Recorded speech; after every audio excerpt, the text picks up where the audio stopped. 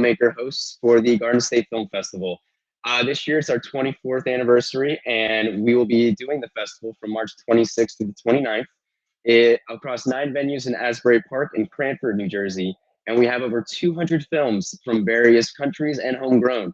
My guest today is a homegrown filmmaker, Lance Foulet. Thank you so much for joining me today. Thank you so much for having me. Of course. And so the name of your film is Everything. Would you like to go into a bit like a summary of your film and why you wanted to make this sort of film? Yeah, so Everything is a quick synopsis about Gemma Stone. Gemma Stone has recently broken up with her ex and she wants to return her ex's belongings. And during this process, we can see why they ended up breaking up and the kind of manipulation that her ex does in order to bring Gemma back.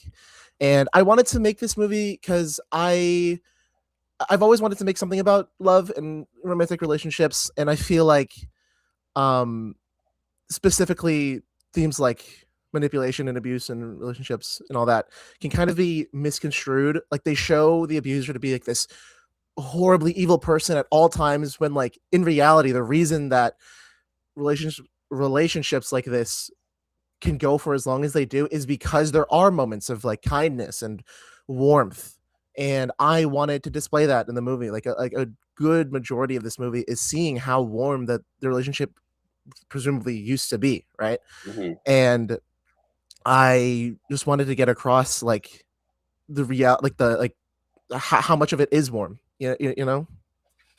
Absolutely. Yeah. And I feel like everyone, hopefully not too many people, can relate because they have also been in similar situations, myself included. We can talk about that at the festival.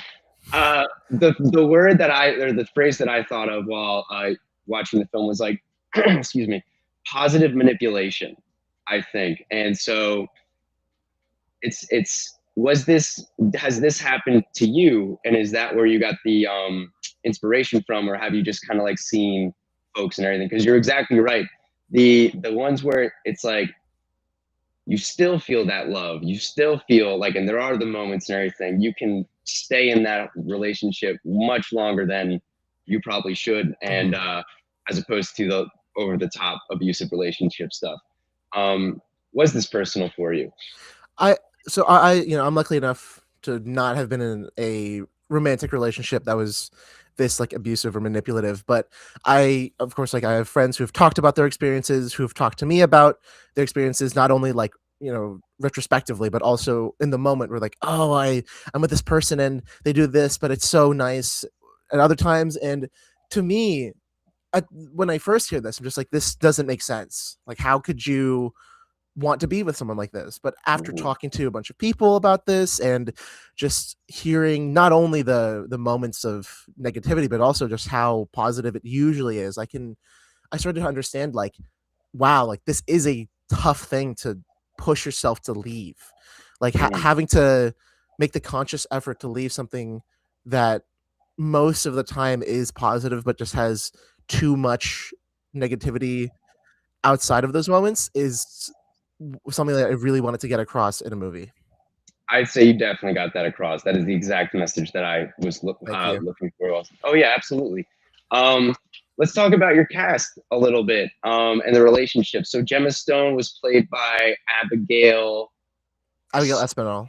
Yep. Perfect. And her brother, the character Ben Stone, was, I'm gonna butcher it. So, Soterios Perfect. Lamotsos.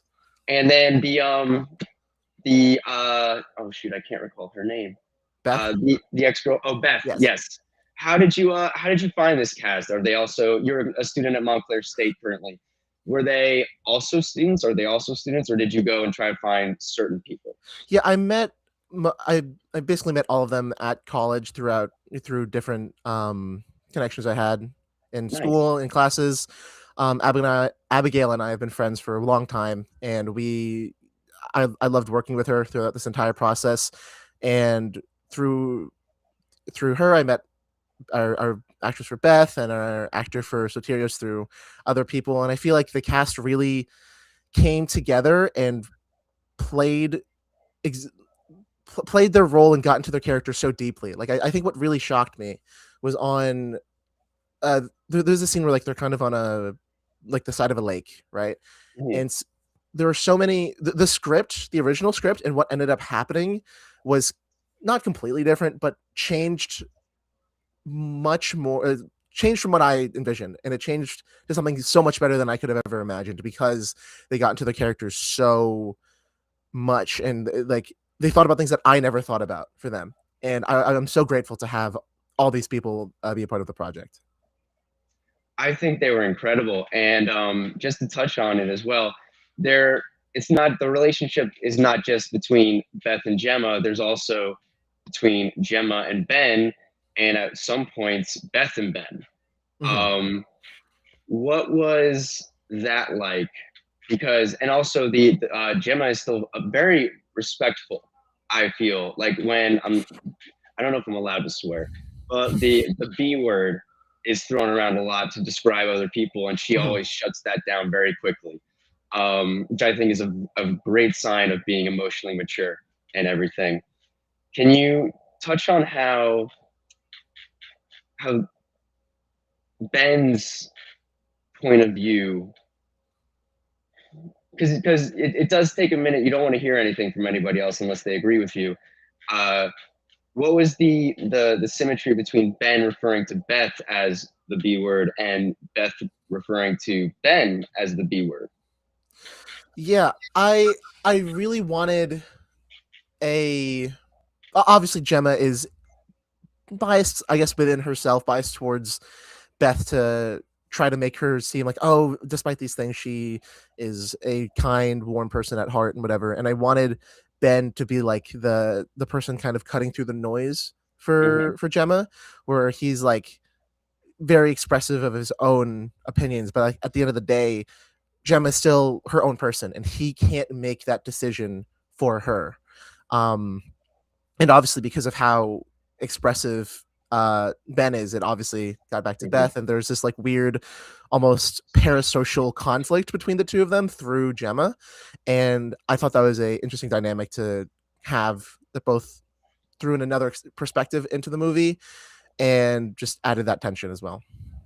Yeah, I thought you nailed it with the older brother alone. I am an older brother, and I was like, I would say the exact same stuff to my younger siblings if they were in a relationship like this. Mm-hmm. Um, to talk about the scenes with Beth, I do have a question. They're talking about because they're reminiscing and everything, and you can kind of tell they get the vibe that Beth is trying to. She has different agenda for that situation. They bring up a story about how they went camping and a bear dropped a fish or anything. Mm-hmm. I wanted to make sure I heard this correctly. That they thought it was the reincarnated version of the creator of SpongeBob. Is that Yeah, right? yeah. There's like a cute joke that they Oh, I have loved between it, them. Yeah, and instantly I went from Bear to SpongeBob. I thought of the Sea Bear yeah. episode. Yeah. Awesome! I'm so glad. Okay, that is one of. I mean, dang, I haven't watched that in so long, but after watching your film, I was like, I might have to give that another look. Um, it showed very. It. I feel like it showed more than just the dialogue and everything. The fact that they connected so much with Stephen Heller Bland. Stephen I'm butchering his Stephen name. Hillenburg. Yeah. How did you come up with the idea to include that to kind of like humanize everybody a little bit more and show them that they are like us? Yeah, you know, the idea is that Gemma and Beth, there was not, I don't think there was a defined amount of time that they were dating, but I wanted to show that this was not like a 1 month, 2 month, 3 month thing. Like this was a intense, like long term relationship where they did things together and they had stories that they reminisce on. Like I wanted Gemma at the end of the film to not go, oh, I I hate Beth, and there was no like whatever. Mhm. Like there were good parts of this, like genuinely, and I wanted that to get across to the audience and show that Beth is another person, and that we could be manipulated and be in these situations even with people we have good stories about. Right. Yeah. Like I said before, I think it's a very mature perspective, and it gives empathy to Beth as well. because you're not like, because there must be a reason why she's treating Gemma this way, whether it's within herself or another conflict. Um, there's also examples of physical abuse. Mhm. Um, how did you get comfortable choosing to do that? Because the mental abuse was very apparent, and then that kind of like shocked me. I was not expecting uh, the not violence, I guess would say, but kind of. What Mhm. was Yeah. that like tackling that with them and explaining how you wanted them to portray it? Yeah, I think, well, when it comes to directing our actors, obviously, our actress, Brooke Morabito, is not an abusive person in real life. So I had to kind of explain to her how I thought Beth saw herself and saw her relationships as like a very like um what's the word for it? I guess mechanical. Like Gemma has a use for her, and her tactics continue to switch throughout the film. So at first this is like like you said, like the positive manipulation and whatnot. Once that stops working because she lets the veil slip a little bit, then she tries to emotionally like berate her. And then once Gemma physically tries to leave, she also tries to physically stop her from doing that. And I think it's Mhm. just seeing the I guess like the desperation on Beth's part. Like I need this person so badly because like she makes me feel like XYZ, and I didn't have the time in the scripts to go through Beth's story, which I think could be interesting as well for something in the future. But uh, regardless, I think having to direct someone through that was a very sensitive, process. But I feel like everyone on set felt very safe with the way we did things, and I just got to give my flowers to Brooke for doing such a great job of like understanding her character without being that. I thought she did fantastic, and one of the lines that she had, and I know like the term gaslighting is being thrown around a lot these days. Mm. The one script that, or the one line that I really connected with was, um, "You take those silly things I say, and I know your mind can run."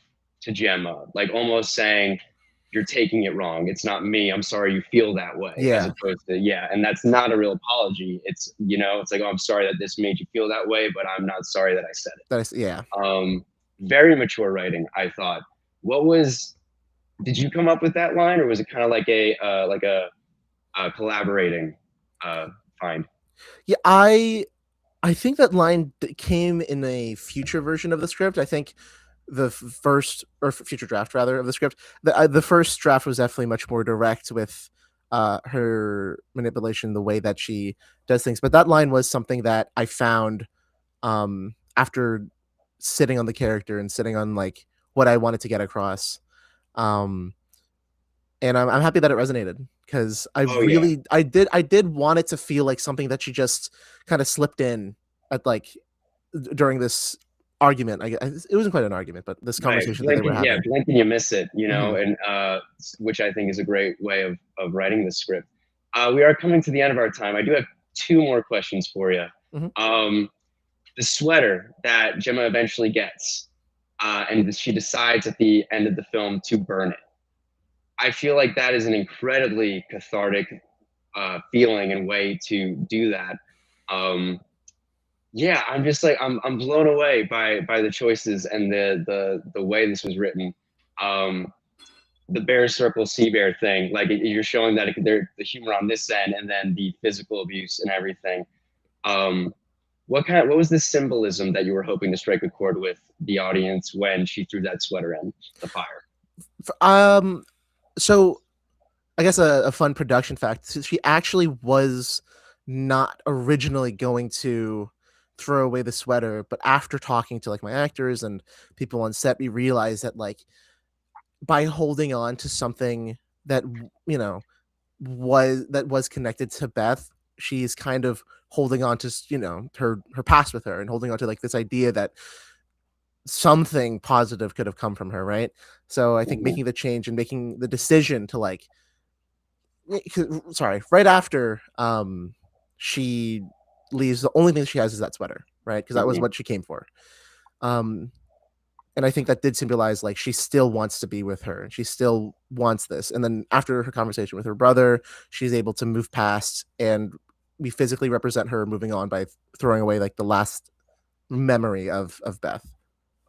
It was very powerful for me to see that. I feel like the audience and the viewers will be able to relate to that a lot. We are unfortunately at the end of our time together. The famous last question, as we said before, will you be attending the festival this year in person? Yes, I will be, and I'm very excited to be there. Awesome. We're very excited to have you. Will any of the cast be joining you? I hope so. They still need to see within their schedules if they're available, but I would really, really like to see them come with. We would love to have all you guys here. That would be a great. And I'll ask you like another million questions. So that is all the time we have. Once again, that is everything being shown Saturday, March 28th in block CBR 21 from 8:30 p.m. to 10:15 p.m. Lance, thank you so much for taking the time to speak with me. I really Thank you appreciate very much. it. Thank you. And congratulations on being accepted to the festival. Thank you so much. Have a good You one. got it. Talk to you soon.